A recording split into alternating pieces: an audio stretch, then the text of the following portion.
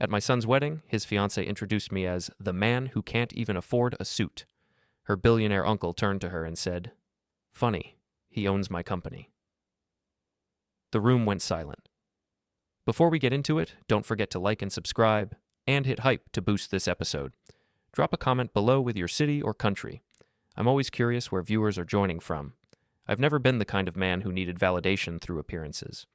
While others chased designer labels and luxury cars, I invested in things that mattered: my son's education, sound business decisions, and the quiet accumulation of assets that spoke louder than any Rolex ever could. My navy suit, the one I wore to my son Daniel's wedding, had been with me for 7 years. It was well maintained, perfectly functional, and cost me $200 from a department store during a clearance sale. To most people, especially to my future daughter-in-law's family, that suit represented everything they thought was wrong with me. To them, I was a man without ambition, without taste, without the fundamental understanding of what it meant to be successful in their world of country clubs and charity galas where the real purpose was showing off rather than giving. But I had learned long ago that true wealth whispers while poverty screams, and I had been whispering for decades. My name is Marcus Chen, and I built my fortune the old-fashioned way, through calculated risks, patient investments, and the kind of strategic thinking that doesn't make headlines but generates consistent returns year after year.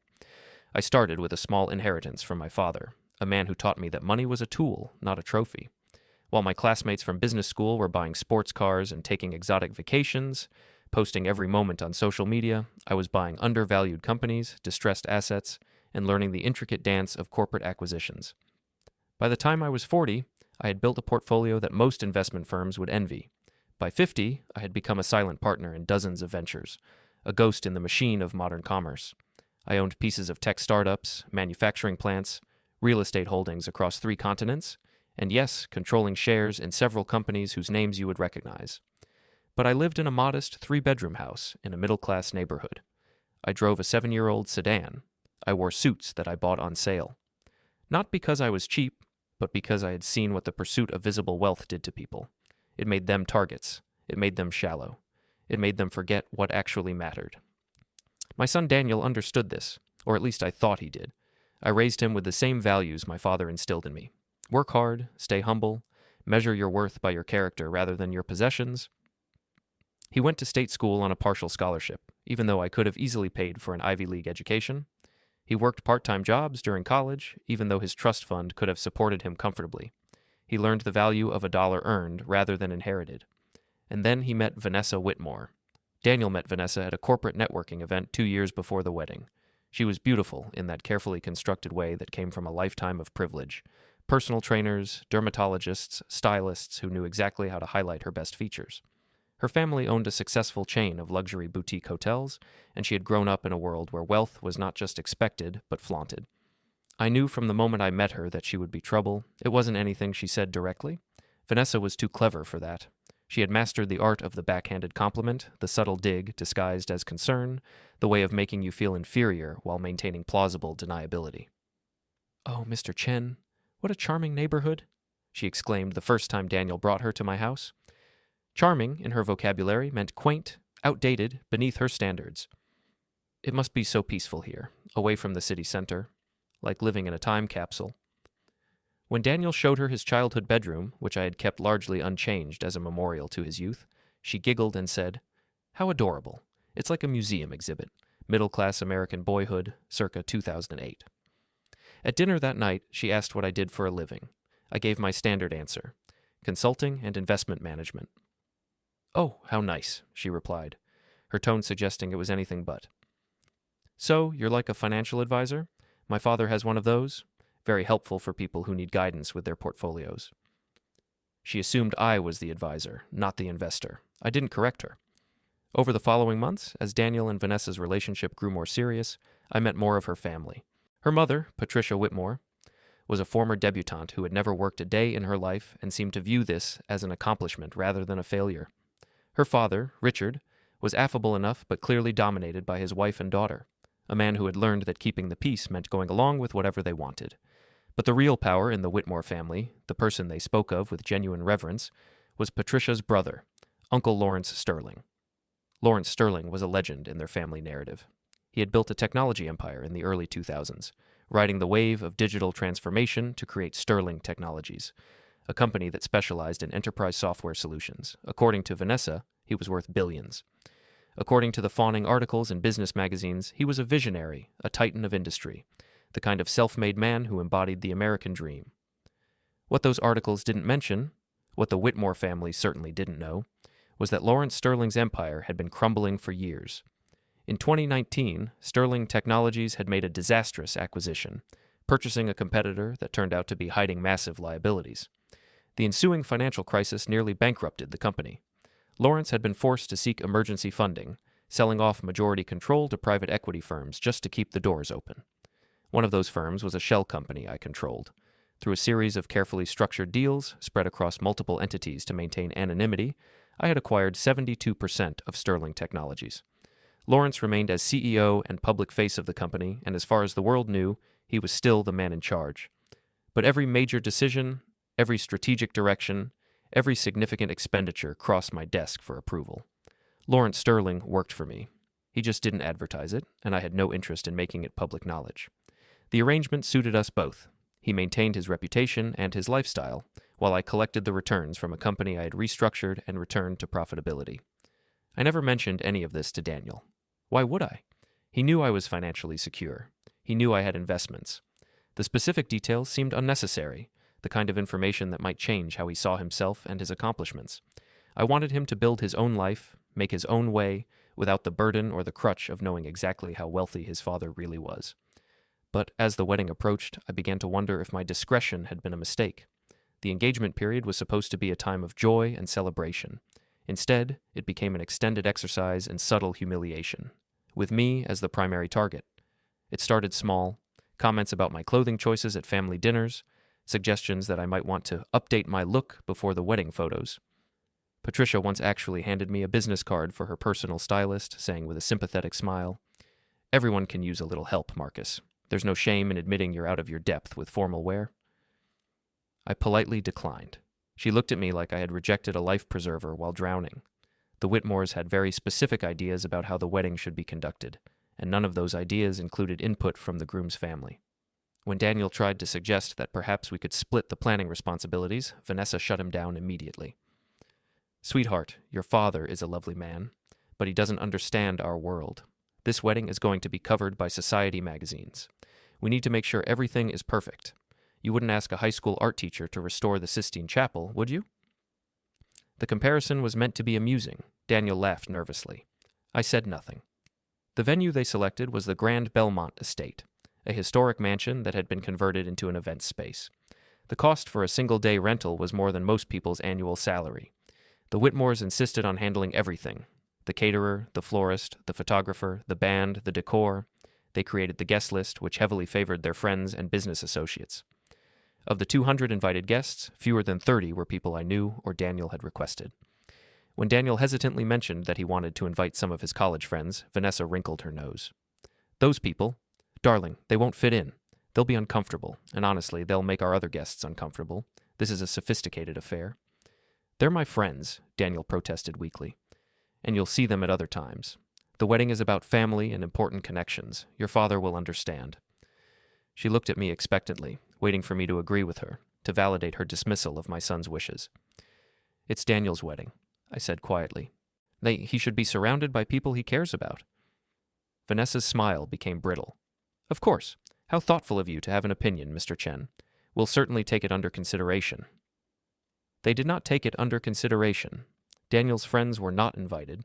As the wedding approached, the comments about my appearance and status became more frequent and less subtle. At a family dinner 3 months before the ceremony, Richard Whitmore asked what I thought about the stock market's recent volatility. Before I could answer, Patricia jumped in.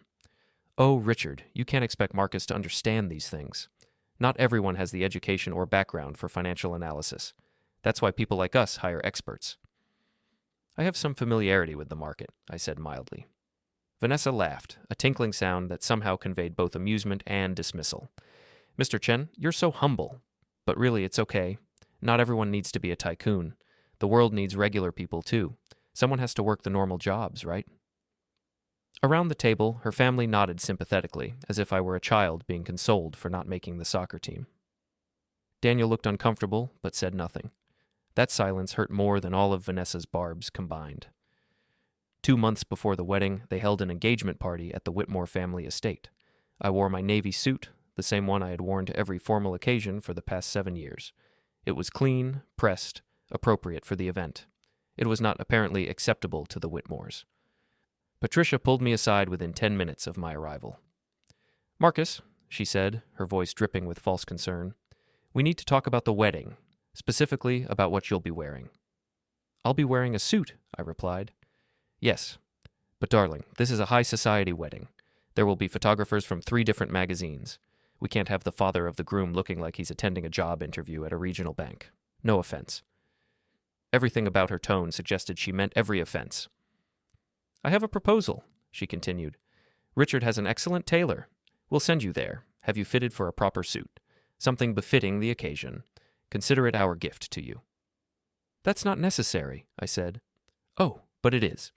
Her laugh was sharp, cutting. "Marcus, you're going to be in dozens of photos that will be published in magazines and shared on social media. This is about the family's image. Surely you can understand that." "My son is marrying your daughter. That's what the wedding is about." Patricia's smile could have frozen nitrogen. "How quaint. You really are charmingly naive, aren't you? This wedding is about much more than just Daniel and Vanessa. It's about alliances, social positioning, the merger of 2 families. And families, Marcus, have standards." She walked away before I could respond, leaving me standing alone in a corner of the ballroom, suddenly very aware of how everyone at the party seemed to glance at me with barely concealed pity or amusement. Later that evening, I overheard Vanessa talking to one of her bridesmaids, not realizing I was on the other side of a decorative screen.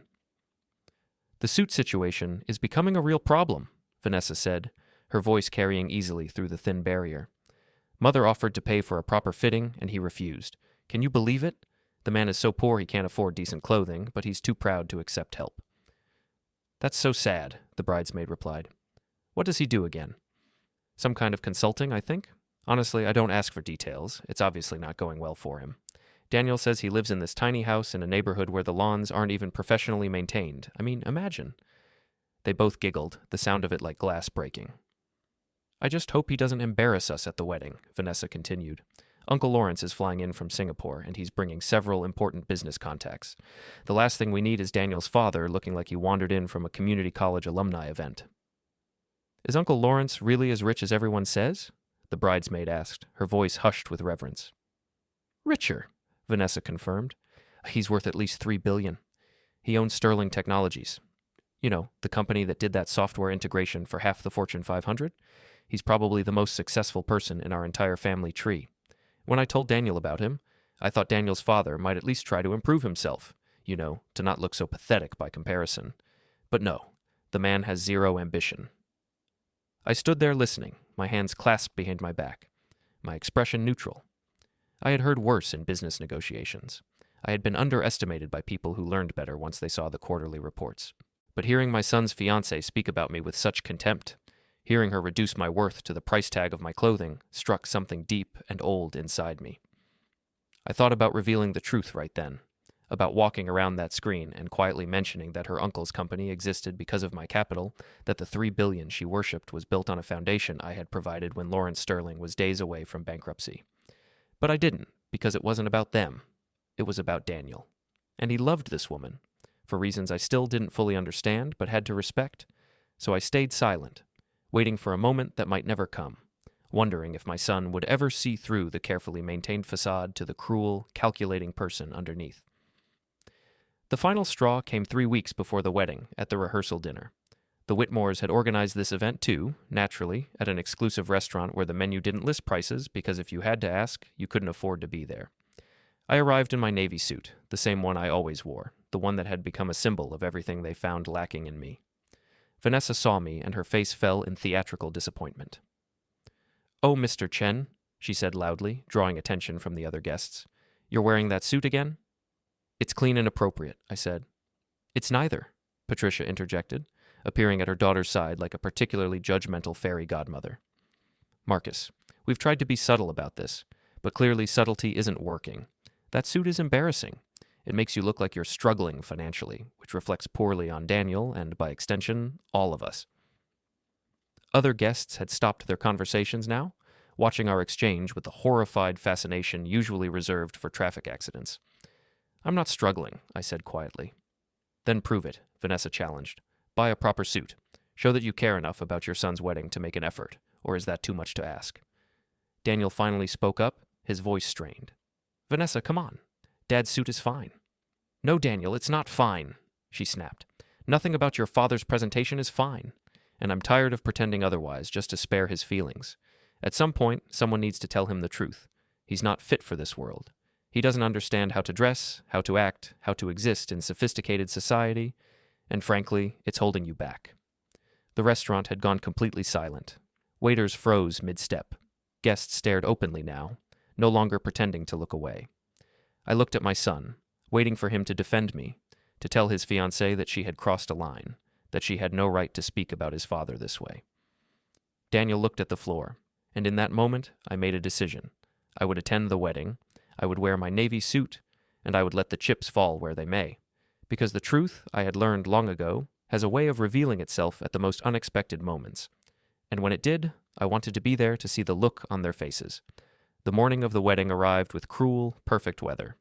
Cloudless sky, gentle breeze, temperature in the mid-70s, the kind of day that wedding planners dream about and that I now associated with impending disaster. I dressed carefully in my navy suit, the one they had mocked for months. I polished my shoes until they gleamed. I tied my tie in a perfect Windsor knot.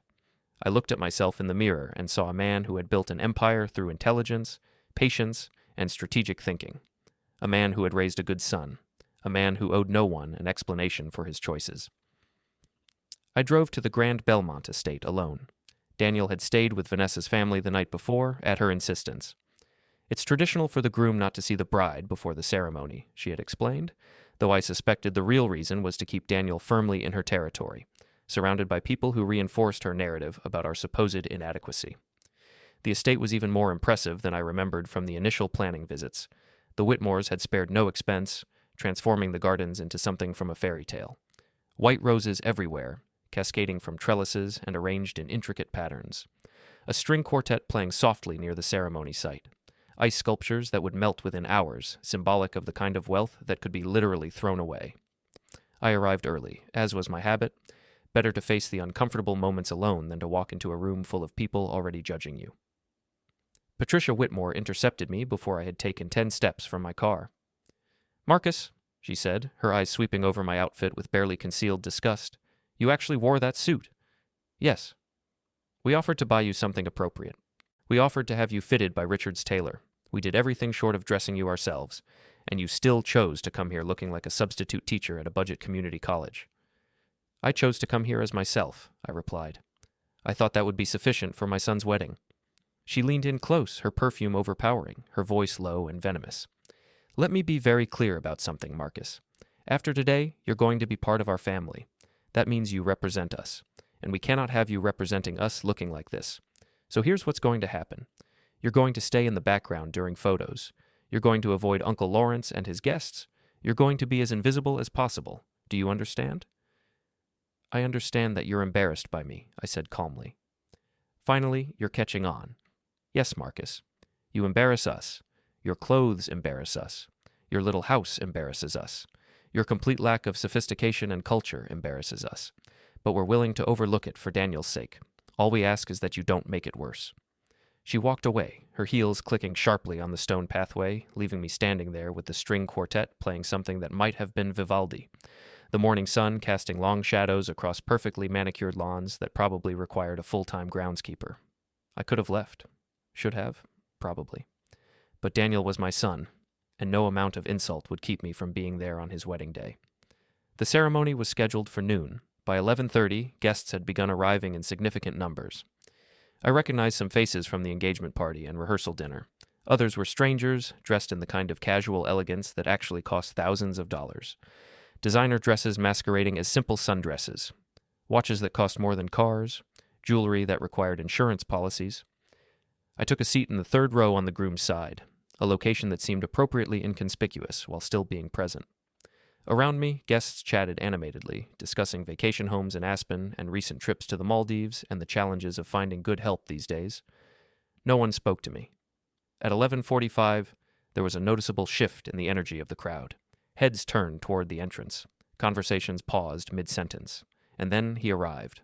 Lawrence Sterling, billionaire uncle, titan of industry, the man whose very presence seemed to validate all of the Whitmore family's pretensions.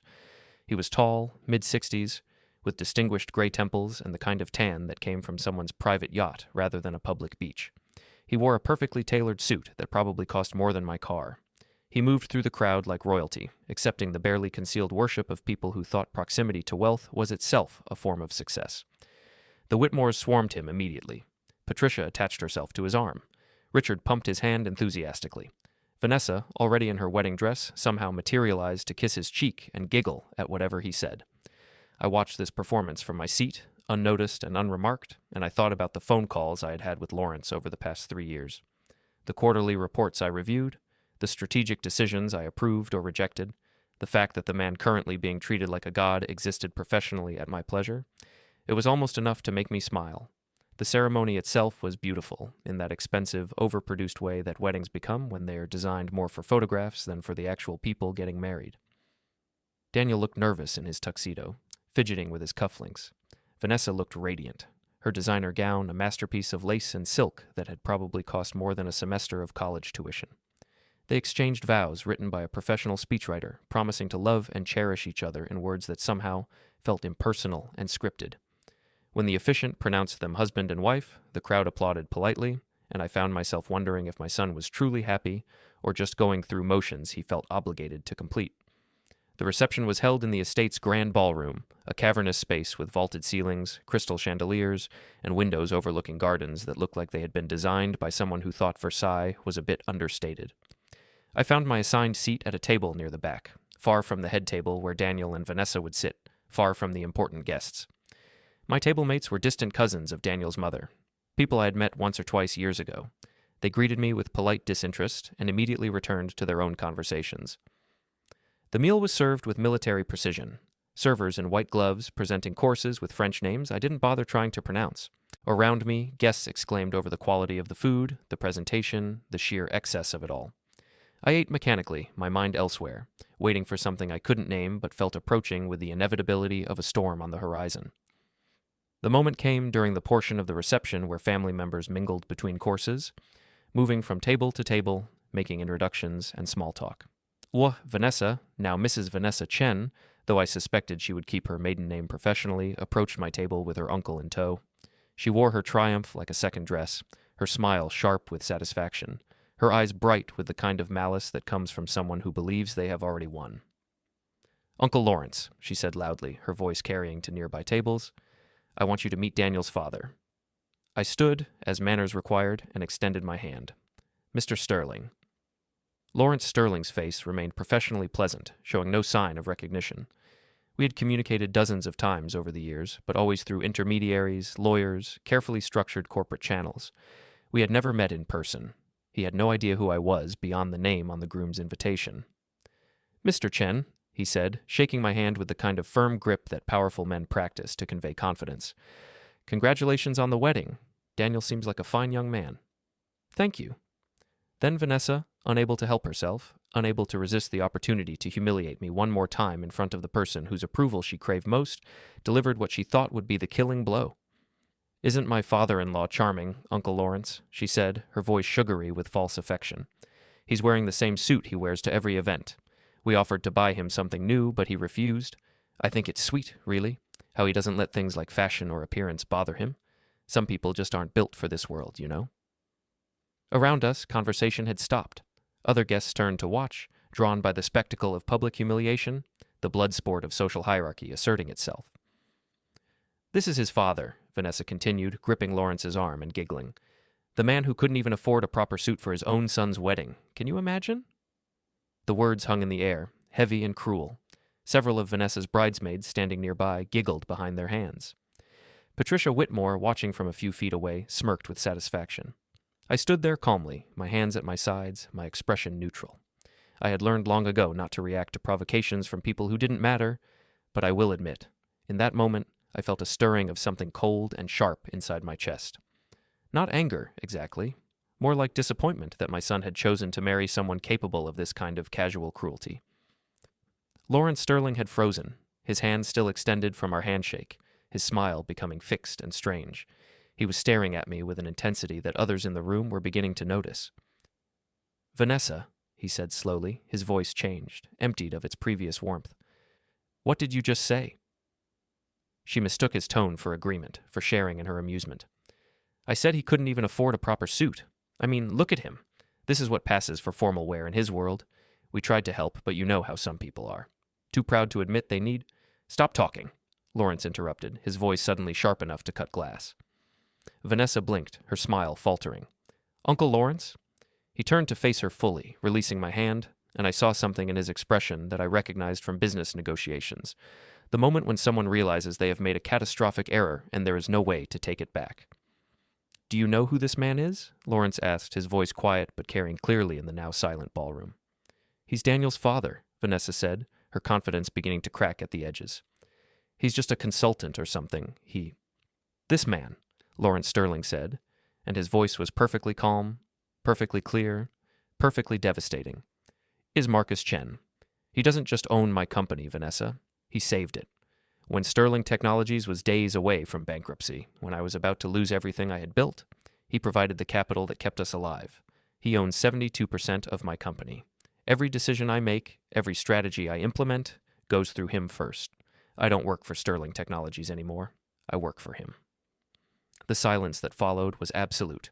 Even the string quartet in the corner seemed to have stopped playing, though that might have been my imagination.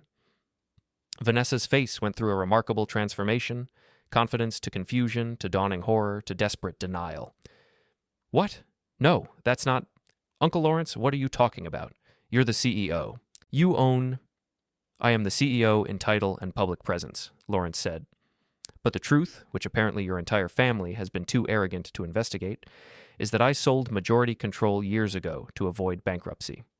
Mr. Chen was one of the primary investors. Through various holdings and shell companies, he controls the company. I report to him." Patricia Whitmore, who had been hovering nearby to enjoy the spectacle, now looked like she had been slapped. Richard's face had gone pale. The bridesmaids who had been giggling moments ago now looked horrified, as if they had just realized they had been laughing at a king disguised as a beggar. "But you're worth billions," Vanessa protested weakly. "Everyone knows you're worth billions. The articles, the Forbes list—" "The articles discuss the company's valuation," Lawrence explained, his voice patient in the way adults speak to children who don't understand basic concepts. "Not my personal worth. I have a substantial salary and stock options. Yes, I live well.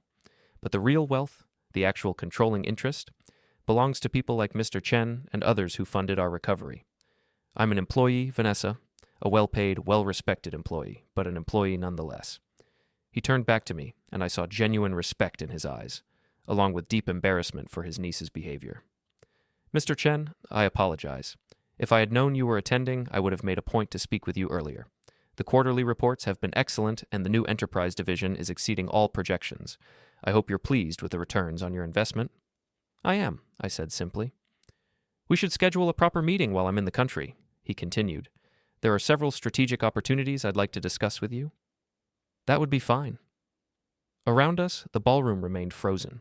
Dozens of guests standing with drinks halfway to their lips, forks suspended over plates, all watching this exchange with the horrified fascination of people who had thought they understood the social hierarchy and were now discovering they had been catastrophically wrong. Vanessa's mouth opened and closed soundlessly. She looked at me, really looked at me for the first time, seeing past the navy suit and the modest demeanor to something she had been too arrogant to notice before.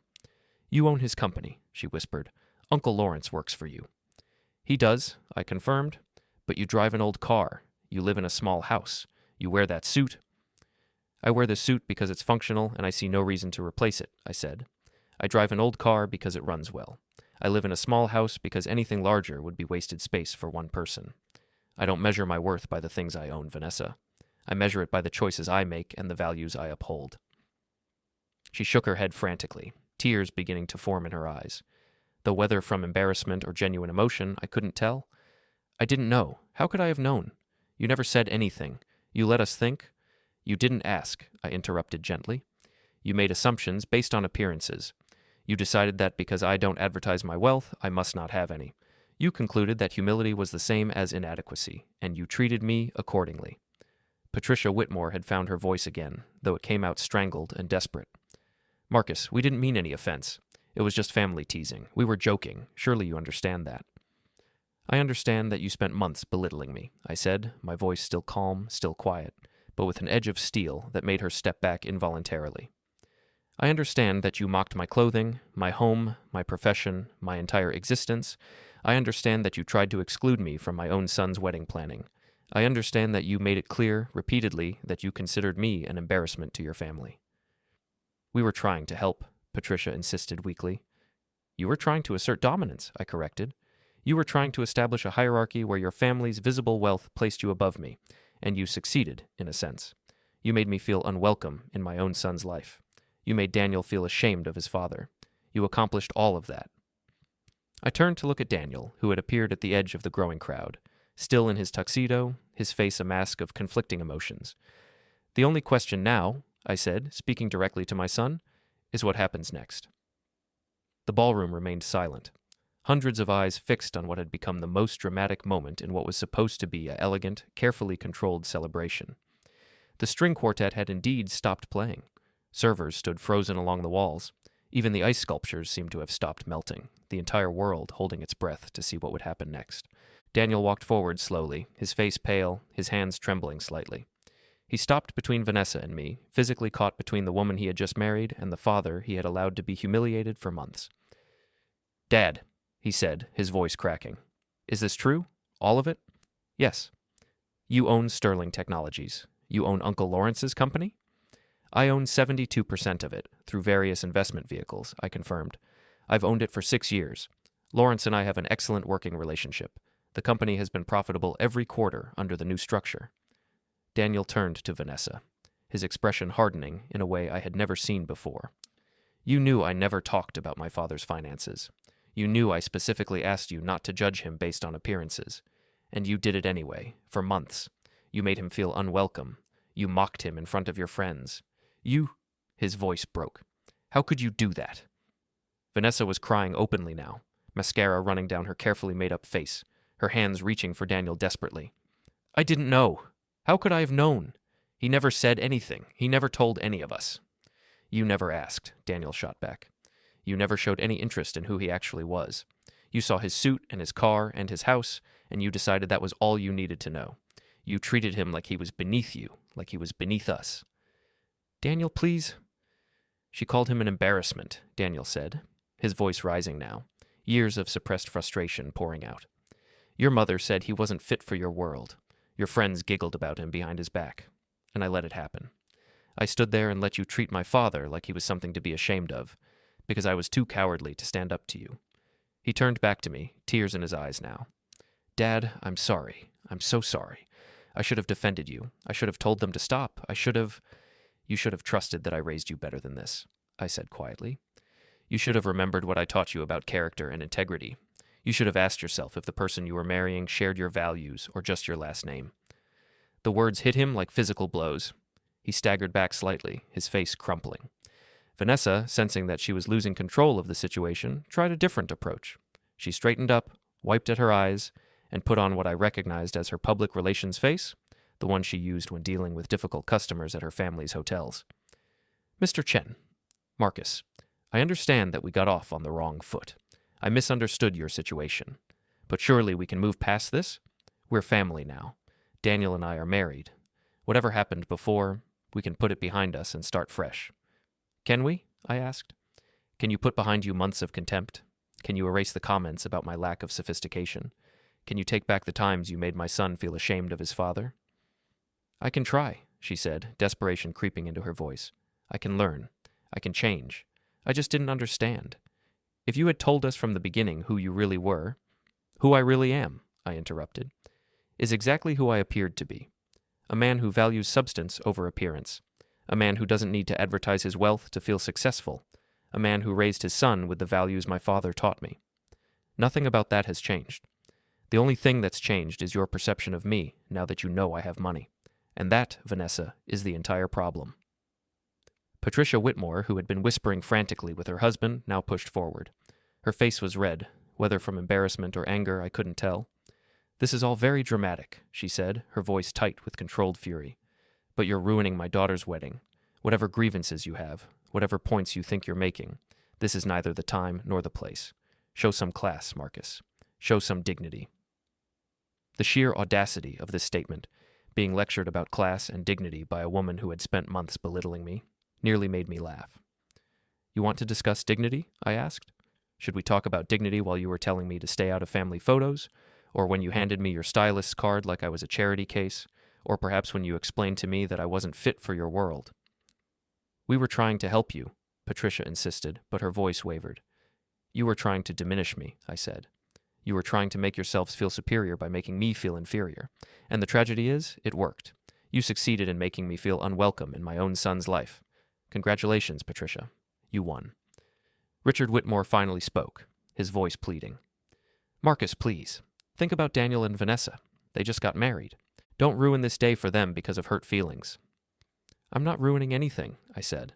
"I'm simply standing here, in my navy suit that you all found so offensive, telling the truth. If that ruins the day, perhaps you should ask yourselves why the truth is so destructive to your celebration." Lawrence Sterling, who had been standing silently through this exchange, now placed a hand on my shoulder. "Mr. Chen, for what it's worth, I'm genuinely sorry. I had no idea my sister and her family were treating you this way. If I had known—" "You would have done what?" I asked, not unkindly. "Defended me, explained my worth to them." "That's the problem, Lawrence. My worth shouldn't need to be explained through my bank account. The fact that it took revealing my financial holdings for your family to see me as worthy of respect tells you everything you need to know about their values." He nodded slowly. "You're right. And for what it's worth, you have my deep respect, both as an investor and as a man." "Thank you." The crowd around us had grown larger. What had started as a small confrontation had become the centerpiece of the entire reception. Guests who had been sitting at distant tables had migrated closer, drawn by the drama, whispering to each other about what they were witnessing. I could see the calculations happening in real time on their faces. The social hierarchy they thought they understood was being rewritten before their eyes. The man they had dismissed, the person they had barely deigned to acknowledge, was suddenly someone important. And they were trying to figure out how to adjust their behavior accordingly. It was fascinating, in a depressing way, to watch people's expressions change as they reassessed me. Suddenly my navy suit looked classic instead of cheap. My modest demeanor became understated elegance, rather than lack of sophistication. I went from invisible to fascinating in the span of a single revelation. One of Vanessa's bridesmaids, one of the girls who had giggled at her jokes about me, approached cautiously. "Mr. Chen," she said, her voice syrupy with false sweetness, "I just wanted to say it's wonderful to finally meet you properly. Vanessa speaks so highly of you." I looked at her without expression. "Does she?" The bridesmaid's smile flickered. "Well, of course. You're family now." "I see. And did she speak highly of me yesterday, when she was mocking my suit? Or last week, when she was explaining to her friends that I was an embarrassment? Or perhaps at the engagement party, when she suggested I stay out of family photos?" The bridesmaid's face went red. She mumbled something inaudible and retreated quickly into the crowd. This scene repeated itself several times over the next few minutes. People who had ignored me now wanted to introduce themselves. Guests who had looked through me now wanted to shake my hand, to tell me how impressed they were, to ask about investment opportunities or business advice. I declined them all politely but firmly. I had no interest in their suddenly friendly attention. They hadn't liked me when they thought I was poor. Their interest now was just another form of the same shallowness that had made them dismiss me before. Daniel stood watching all of this, his face cycling through emotions: shame, anger, confusion, grief. His wedding day, which was supposed to be the happiest day of his life, had become something else entirely, and I felt genuinely bad about that, despite everything. I walked over to my son and spoke quietly, so only he could hear. "Daniel, I'm sorry this happened today. I never wanted to embarrass you." "You didn't embarrass me," he said, his voice hollow. "I embarrassed myself. I let them treat you that way. I stood by and did nothing while the woman I married mocked my father. What kind of person does that make me?" "It makes you human," I said. "It makes you someone who wanted to believe the best about the person you love. There's no shame in that." "There's shame in being a coward," he replied. "There's shame in choosing comfort over integrity. You taught me better than that, Dad, and I failed you." I wanted to tell him he was wrong, that he hadn't failed, that love sometimes makes us blind to things we should see. But I couldn't, because he was right. He had failed. We both knew it. "What do I do now?" he asked, and he sounded young, scared, lost. That's not for me to decide, I said. You're married now. You made a commitment, but you need to figure out if you made that commitment to the person Vanessa actually is or to the person you hoped she would be. And you need to do it honestly, without letting money or status or social pressure influence your decision. How do I know the difference? Ask yourself this. If I had really been poor, if I had really been struggling financially, if everything they assumed about me had been true, would you still be ashamed of me? Daniel opened his mouth to answer, then closed it again. The fact that he had to think about it told us both everything we needed to know. Vanessa appeared at Daniel's side, her face streaked with tears, her wedding dress somehow looking less magnificent than it had an hour ago. Daniel, please, we need to talk. Privately. I don't think, Daniel began. Please, she interrupted. Just 5 minutes. Just us. I stepped back, giving them space. Whatever happened next was between them. I had said what I needed to say. I had revealed what had been hidden. The rest was up to my son. They walked toward a quiet corner of the ballroom, Vanessa speaking urgently, Daniel listening with an expression that suggested he was hearing her, but not believing her. Patricia approached me, her earlier anger replaced with something that might have been genuine remorse, though I suspected it was more likely fear of social consequences. Marcus, I apologize. Truly. We made terrible assumptions. We treated you poorly. If you'll allow it, I'd like to make amends. How? I asked simply. She blinked. I'm sorry? How will you make amends? Will you apologize to everyone here who heard you mock me? Will you publicly acknowledge that you misjudged me? Will you change how you treat people who don't broadcast their wealth? Or are you simply hoping that a private apology will smooth things over so we can all pretend this didn't happen? Patricia's face hardened. I'm trying to be gracious. You're trying to manage the social fallout, I corrected. You're trying to contain the damage to your reputation. But actual amends would require actual change, Patricia, and I don't think you're capable of that. How dare you? I dare because I no longer care what you think of me, I said. I came here for my son. I endured your contempt for his sake, but I'm done now. I'm done pretending that your opinions matter. I'm done accepting mistreatment in the name of keeping the peace. If you want to make amends, start by examining why you treat people differently based on their apparent wealth. Start by asking yourself what kind of person you've become, and start by staying out of my relationship with my son. I walked away before she could respond, leaving her standing in the middle of her daughter's ruined reception, surrounded by guests who would be gossiping about this day for years. Lawrence found me near the bar, where I had ordered a glass of water. You're handling this with remarkable grace, he observed. I've been handling it with remarkable grace for months, I replied. Today I simply chose to stop. Fair enough. He paused, swirling the scotch in his glass. I meant what I said earlier. I'd like to discuss some opportunities with you. The company is positioned for significant expansion, but we need capital and strategic direction. I think you'd be interested in the projections. Email my office, I said. We'll schedule something. I will. He hesitated. For what it's worth, I've worked with many investors over the years. Most of them want to be visible, want credit, want everyone to know they're important. The fact that you were content to remain anonymous, to let me take the public credit while you did the actual work, that's rare. That's admirable. It's practical, I said. Anonymity is a form of freedom. The moment people know you have money, their entire attitude changes. They stop seeing you and start seeing what they think you can do for them. Like my family did tonight. Yes. Lawrence smiled ruefully. Well, you've certainly given them something to think about. This will be the most talked about wedding in our social circle for the next decade. That wasn't my intention. Maybe not. But sometimes the truth has a way of being dramatic all on its own. We stood there in comfortable silence for a moment, two men who understood the burden and isolation that sometimes came with wealth, watching the other guests navigate their recalibrated social dynamics. Daniel and Vanessa emerged from their private conversation. Vanessa's face was composed now, her tears dried, her expression carefully neutral. Daniel looked exhausted, defeated, like a man who had just had a conversation that forced him to confront uncomfortable truths about himself and his choices. They approached the microphone that had been set up for toasts and announcements. The crowd quieted immediately, everyone eager to see what would happen next. Daniel took the microphone, his hand shaking slightly. Everyone, I want to thank you for coming today. This has been an interesting reception. A nervous titter ran through the crowd. I need to say something, Daniel continued, and I need to say it publicly, because what happened here today happened publicly. Dad, he looked directly at me. I'm sorry. I'm sorry I didn't defend you. I'm sorry I let Vanessa and her family treat you the way they did. I'm sorry I was more concerned with keeping the peace than with standing up for what was right. You taught me better than that, and I failed you." His voice broke on the last words. Around the ballroom, guests shifted uncomfortably, unsure how to react to this raw display of emotion. "I don't know how to fix this," Daniel said. "I don't know how to make it right, but I want you to know that I see it now. I see what happened, I see who I became, and I'm ashamed." Vanessa stood beside him, her face unreadable. She didn't try to stop him. She didn't try to defend herself. She simply stood there, letting my son expose his guilt and pain to 300 witnesses. "I love Vanessa," Daniel continued, "but I have to figure out if that's enough. If love without respect, without shared values, without the kind of character you taught me to admire, if that's enough to build a life on, I don't know the answer yet. But I promise you, Dad, I'm going to figure it out honestly. No more cowardice, no more taking the easy path." He set down the microphone and walked toward me.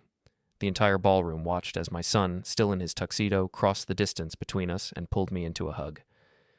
"I love you, Dad," he whispered. "I'm so sorry." I hugged him back, this son I had raised alone, this young man who had momentarily lost his way, but who I believed, hoped, could find his way back. "I love you too," I said, "and we'll figure this out together. Whatever comes next, we'll figure it out together." When we separated, I saw that Vanessa had approached quietly. She stood a few feet away, her hands clasped in front of her, her eyes red from crying. "Mr. Chen," she said softly, "I know an apology isn't enough. I know I can't take back what I said, what I did, but I want you to know that I hear you. I understand what you were trying to teach me, and I want to do better. I want to be better." "Do you want to be better?" I asked gently. "Or do you want to repair your image?" She flinched as if I had slapped her. "Is there a difference?" "There's always a difference between who you are and who you want people to think you are. The question is whether you're willing to do the hard work of actually changing, or whether you just want to smooth this over until everyone forgets about it." Vanessa looked at Daniel, then back at me. "I don't know how to answer that. I honestly don't know." "Then figure it out," I said, "because my son deserves someone who knows who they are and what they stand for. He deserves someone who would never, under any circumstances, mock his father for wearing a 7-year-old suit. He deserves better than what you showed him today." "I know," she whispered. "Knowing isn't enough," I replied. "You have to become it." I left them there, standing in the middle of their ruined wedding reception, surrounded by guests who would dine out on this story for years, facing the reality of what their relationship really was beneath the expensive venue and designer dress and carefully curated social media photos. I walked out of the grand Belmont estate, past the white roses and ice sculptures and string quartet, past the perfectly manicured lawns and carefully orchestrated elegance, into the parking lot where my 7-year-old sedan waited. I drove home to my modest 3-bedroom house in my middle-class neighborhood, where the lawns weren't professionally maintained, but the neighbors were kind, and the mortgage was paid off, and life was simple in ways that money couldn't buy. And I thought about the look on Vanessa's face when Lawrence revealed the truth. The shock, the horror, the desperate recalculation of everything she thought she knew. I thought about Daniel's apology, his tears, his promise to do better. I thought about Patricia Whitmore's attempt at an apology that wasn't really an apology at all, just damage control disguised as remorse. I thought about all the people at that reception who had dismissed me, ignored me, looked through me, until they learned I had money. Then suddenly I was interesting. Suddenly I was worthy of their attention. And I thought about the truth I had learned long ago. The truth that had guided every financial decision I had ever made. Wealth whispers, but character shouts. My navy suit was hanging in my closet when I got home. I looked at it for a long moment. This piece of clothing that had become a symbol of everything wrong with the Whitmore family's values, and I smiled. Tomorrow I would probably wear it again, because I was still the same man I had always been, the man who valued substance over appearance, the man who measured success by the lives he touched and the principles he maintained, not by the size of his bank account, the man who, despite everything, had raised a son who was still capable of recognizing when he had been wrong. And that, I thought, hanging up my suit, was worth more than all the sterling technology stock in the world.